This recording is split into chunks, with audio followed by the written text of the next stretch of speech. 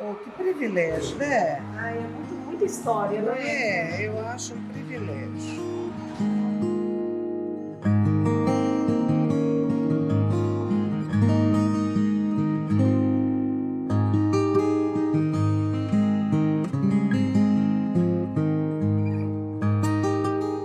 O Instituto de Ciências Humanas surgiu no ano de 1943, por iniciativa das Irmãs Dominicanas, que eram as diretoras, né, as fundadoras deste colégio, que é o Colégio Santa Maria. Estas irmãs não só fundaram o Colégio Santa Maria em 1903, como também, alguns anos depois, fundaram o que na época se chamava Faculdade de Filosofia, Ciências e Letras Santa Maria. Os cursos eram História, Geografia, Letras, Pedagogia e Filosofia. Todos eles cursos de licenciatura.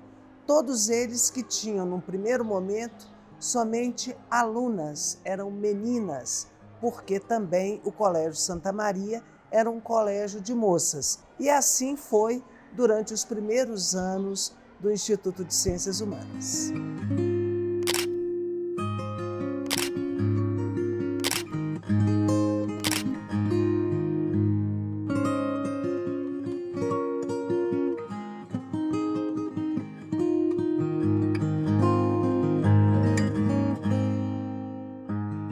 Nos anos 40, o arcebispo de Belo Horizonte foi o primeiro arcebispo da cidade, se chamava Dom Antônio dos Santos Cabral e tinha a preocupação em criar uma universidade católica em Belo Horizonte. O primeiro passo que ele deu para criar esta universidade católica foi fundar a Sociedade Mineira de Cultura. Dom Cabral, ao criar a Sociedade Mineira de Cultura, pretende criar uma universidade agregando faculdades que já existiam. E é por isso que, ao final dos anos 40, as Irmãs Dominicanas fazem com a Arquidiocese de Belo Horizonte uma transferência e transferem, então, a Faculdade de Filosofia, Ciências e Letras Santa Maria para a Sociedade Mineira de Cultura, sendo o embrião do que posteriormente será a Universidade Católica. Do ICH, evidentemente que, começando aí de 1949, que é a fixação da Faculdade de Filosofia, Ciências e Letras Santa Maria, no Palacete Dantas, né? E logo em seguida a determinação do desmembramento do curso de História e de Geografia, que é por força de uma legislação federal. Depois, em 58, não é especificamente as Ciências Humanas, mas é, sim, o fato maior, o marco inaugural da Universidade Católica de Minas Gerais, em dezembro de 58.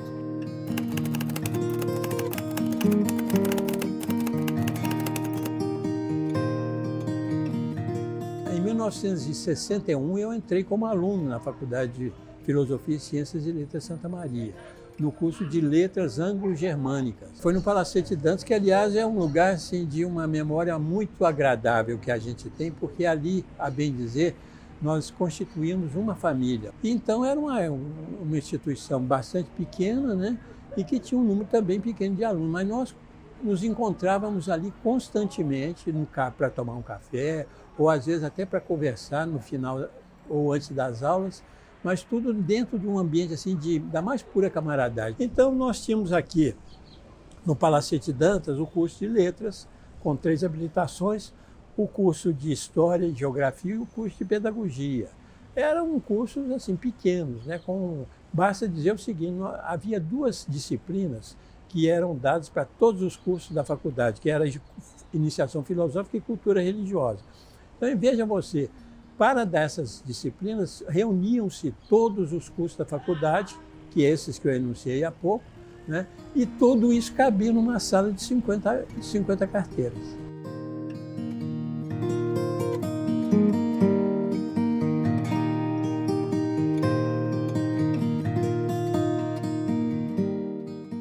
A transferência da Faculdade de Filosofia, Ciências e Letras Santa Maria, que até então estava instalada no Palacete Dantas, ocorre em início de fevereiro de 1959.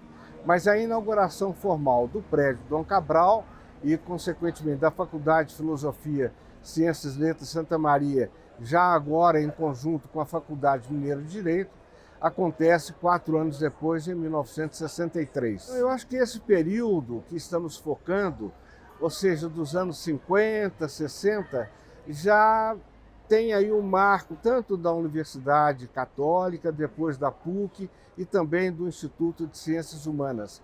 É a marca da extensão universitária. Essa extensão começa com a Faculdade de Filosofia, Ciências e Letras Santa Maria, em 1957, com esse propósito de alargar para a sociedade e não apenas para o seu alunado. Tanto assim que o primeiro curso que é dado é sobre as tendências, então, contemporâneas da sociologia, da literatura, da linguística, da geografia e assim por diante. Em 1968, houve uma grande reforma universitária, a Lei 5.540. E esta reforma, ela acabou com a cátedra e instituiu os departamentos. E, ao mesmo tempo, instituiu os colegiados, formando, de um lado, uma ligação administrativa através dos departamentos e uma administração pedagógica através dos colegiados. E, dentro desses departamentos, a cátedra, que era de um professor, ela passou a ser coletiva. Então, a universidade teve que se repensar. E neste repensar, a universidade, sobretudo as universidades católicas, ressignificaram algo que estava na reforma, que era o chamado ciclo básico. E este ciclo básico, o que ele fazia? Os calouros, quando entravam, não entravam diretamente nas suas especificidades. Eles tinham 6 meses em que eles compartilhavam com todas as áreas disciplinas comuns de formação cidadã, de formação crítica. E neste momento nós tínhamos um duplo sentimento. De um lado, do medo de que pudéssemos estar sendo vítimas, não é, de uma acusação, de uma perseguição, e, de outro lado, uma perspectiva esperançosa de que nós pudéssemos recuperar a democracia.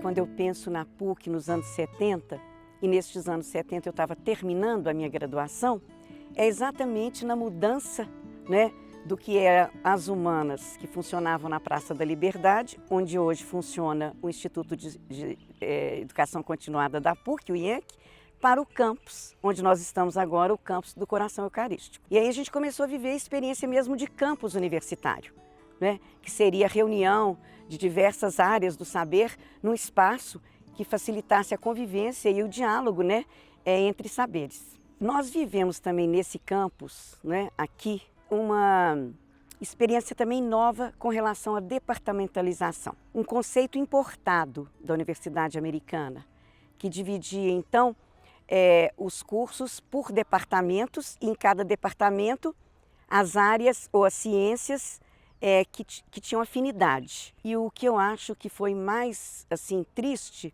é que a gente perdeu muito a noção de espírito de corpo no bom sentido, de turma. As pessoas, então, não tinham muito turmas, porque elas se matriculavam por disciplinas que eram oferecidas em departamentos. E eu não temo dizer que isso servia, né, à ditadura, porque nós estávamos em plena ditadura, né? Que eu acho até que a PUC tirou de letra, porque eu sei que em outras instituições, sobretudo nas públicas, a coisa foi mais complicada.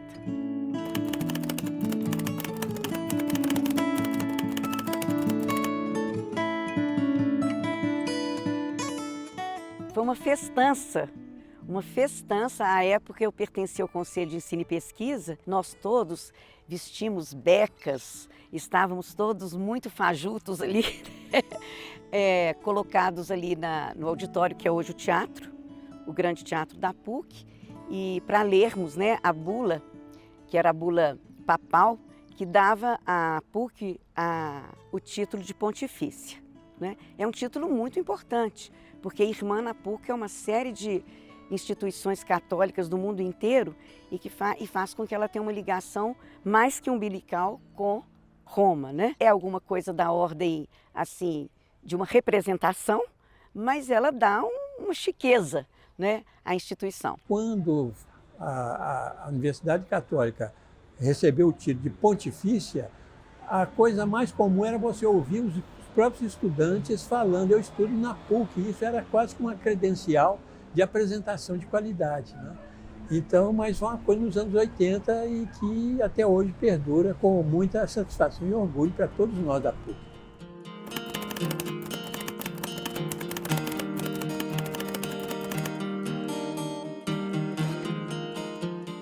Pensar o ICH nos anos 80, isso me remete a uma data muito importante, que é 1988, a criação do Instituto de Ciências Humanas pelo então reitor, Padre Magela, e, coincidentemente, a criação do primeiro programa de pós-graduação stricto sensu da universidade, né? Que é exatamente o mestrado em letras, na época apenas com a área o curso de literaturas em língua portuguesa. Os anos 90 foram anos de muitas vitórias para o ICH. E eu começo lembrando a criação do CESPUC, vinculado ao ICH, aos cursos do ICH. O CESPUC é um centro de estudos luso-afro-brasileiros e que tem como missão exatamente divulgar a cultura de língua portuguesa. E tem financiamento da Cátedra Camões, do Instituto Camões. Além disso, a gente vê também a expansão do CH por meio de outros programas de pós-graduação, além do programa de pós-graduação em letras, que já tem doutorado nessa época, né, além do mestrado, mas a criação do programa de pós-graduação em geografia, tratamento da informação espacial e também o programa de pós-graduação em educação. Então, são momentos expressivos, né, da trajetória desse instituto que tem uma central importância para a universidade e para a sociedade, sobretudo.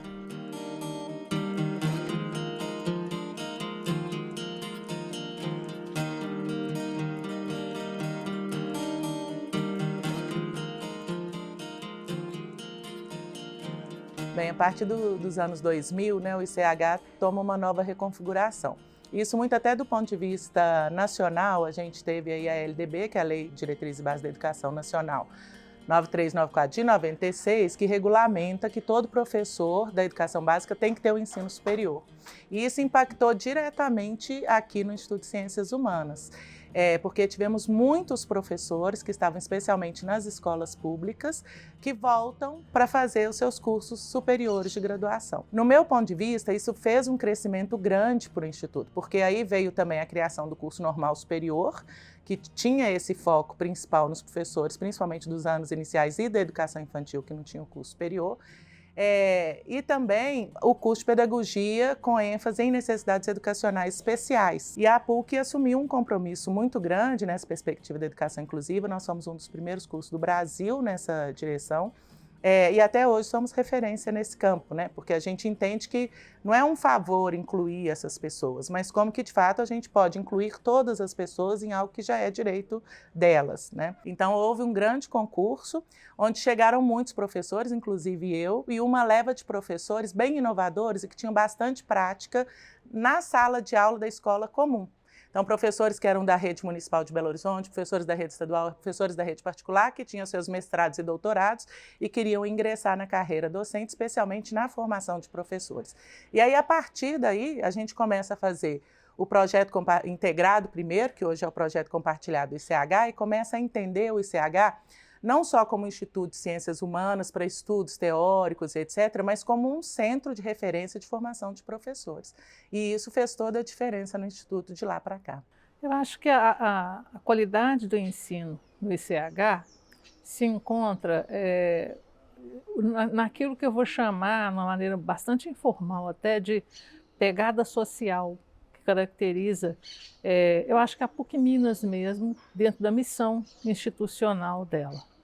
E o que a gente observa em relação a isso? Uma preocupação no ICH de preparar o aluno para ser professor primeiro. Posteriormente também, que é importante nos demais cursos, não só o de letras, para exercer funções específicas do bacharelado, que tem uma função uma natureza mais técnica, mas não por isso menos social. Em relação ao ensino, em todos os cursos que trabalham, que atuam com licenciatura, a gente observa uma preocupação muito grande do corpo docente de preparar o aluno para estar em sala de aula, com uma atenção, vamos dizer assim, à consciência social desses alunos nos meios em que eles estiverem inseridos. Desde a graduação, eles são estimulados a participar de ações de extensão e pesquisa, não só vinculando-se às ações que a gente desenvolve de iniciação científica, de pesquisas voluntárias ou ações desse tipo na graduação, como também depois na sequência que eles se propõem fazer na pós-graduação. E um percentual muito significativo dos nossos pós-graduados são professores inseridos nos vários níveis de educação básica, com também produções significativas para a área. Então, eu acho que, nesse sentido, o Departamento de Letras cumpre uma missão do ICH, que é justamente de formar recursos humanos capacitados em todos os níveis para o ensino, a pesquisa e extensão de qualidade. Ciências humanas nos convidam a desenvolver um pensamento crítico, um senso histórico, né? E, ao mesmo tempo, uma crescente responsabilidade social. Então, esses são elementos que a gente nutre, né? E que isso acaba fazendo parte do processo formativo dos nossos alunos, e isso, por sua vez, acaba percolando, repercutindo na sociedade, uma vez que os profissionais que nós formamos aqui acabam levando para suas práticas, né? No mundo do trabalho, estes mesmos valores, esses mesmos princípios. Nós recebemos um legado maravilhoso ao longo desses 80 anos, né? Com contribuições importantes de vários colegas aí que nos antecederam e que nos dão, certamente, além de uma esperança muito grande em relação à nossa capacidade de superar dificuldades, enfim, transcender barreiras, e, ao mesmo tempo, sempre, né, a gente está buscando a inovação, a gente se depara com um cenário com desafios que são muito importantes, né? A gente destaca aqui, dentre outras coisas, né, os impactos aí da digitalização da vida, né? Enfim, de várias dimensões da nossa vida, a inteligência artificial com todos os potenciais e, ao mesmo tempo, com todos os riscos, né, que certamente ela também nos traz, questões relacionadas a mudanças globais, enfim, muita coisa interessante, importante, né? E as ciências humanas certamente têm um papel muito importante aí a cumprir, e, naturalmente, o nosso Instituto de Ciências Humanas também, né?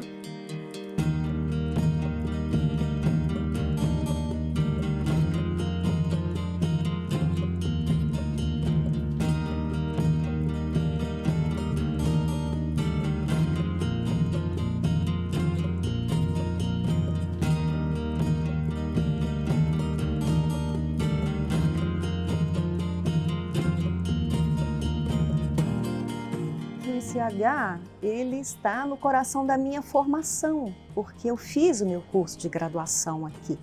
Aqui também eu fiz o curso de especialização. Saí para continuar a minha formação em outras instituições, mas sempre aqui permaneci. E sinto assim um vínculo muito estreito desse ICH com isso que eu entendo que é a missão da universidade, né? Nessa medida eu quero destacar de fato a minha gratidão por estar viva, por fazer parte dessa história, né? Por ter, enfim, essa memória. Então tem 56 anos desses 80, né, que eu estou aqui. Então, assim, eu imagino que aqui como assim, uma casa, eu nem diria segunda casa, é uma casa mesmo minha. Então, eu sinto minha alma absolutamente irmanada a essa instituição. O que é mais marcante é exatamente, eu diria assim, a atmosfera que sempre reinou no Instituto de Ciências Humanas, isso desde a Faculdade de Filosofia e Ciências de Santa Maria, que é exatamente a característica do humanismo, da condição de ver o sujeito humano como algo que precisa ser permanentemente aperfeiçoado. E o gesto que melhor representaria, na minha opinião, o nosso Instituto de Ciências Humanas é o abraço. O abraço, que o ICH, né, é o local da acolhida, é o local da diversidade, né, é o local onde a gente privilegia a alteridade. Portanto, o abraço acho que é aquilo que melhor nos representa.